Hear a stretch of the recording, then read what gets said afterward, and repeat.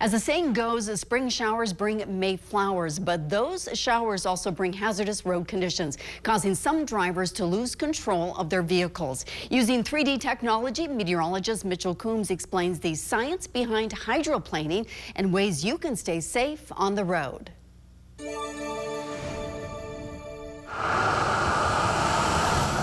Imagine this situation. You're cruising down the highway, off to work, or even a weekend away. A rain shower develops and the road you're traveling on becomes wet. This is not a major issue until suddenly you're sliding out of control into the neighboring lane. Your tires lost connection and traction to the road surface because of a thin layer of water in an event known as hydroplaning. What increases the likelihood of this occurring, and what can you do to prevent getting into this harrowing situation? The process leading up to hydroplaning begins before water ever gets onto the road, be it through rain or snowmelt. Dirt, oil, and grease will slowly accumulate on the road surface during dry weather travel. Once water enters the equation, this mixture can create a thin, slick layer on the road that is much more dangerous following dry conditions compared to after an extended period of wet weather longer than an hour or two. This is the case even when the rainfall is light. You may be wondering how much water is needed on the road surface for these conditions to develop. The answer? Not much. All you need is water the depth of the thickness of a nickel to be at risk from hydroplaning. That's only about 1/10 of an inch of water.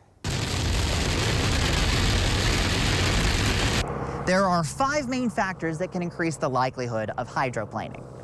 Speeds over 45 miles per hour, low tire tread depth, deeper water on the roads, tires that are inflated too much or too little, and larger tire widths. Let's take an in-depth look at the speed factor. 2 vehicles are traveling at 40 and 65 miles per hour.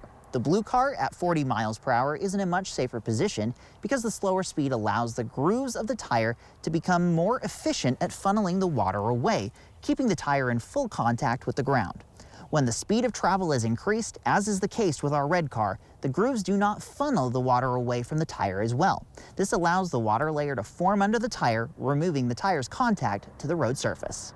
Experts say there are ways to prepare before you hit the road to minimize the hazards caused by the rain. Make sure your tires are properly inflated and in good order. Use your headlights, make sure your windshield wipers are working properly, and make sure to avoid puddles and standing water. If you find yourself hydroplaning, don't panic and don't hit the brakes. Gradually correct your steering while allowing the vehicle to slow down naturally. The main reason people wreck when it's wet is because they're driving too fast for the conditions. To find out when we have rain in the forecast and when we could be dealing with slick road conditions, visit NBCMontana.com/weather. Reporting in Missoula, Mitchel Coombs, NBC Montana.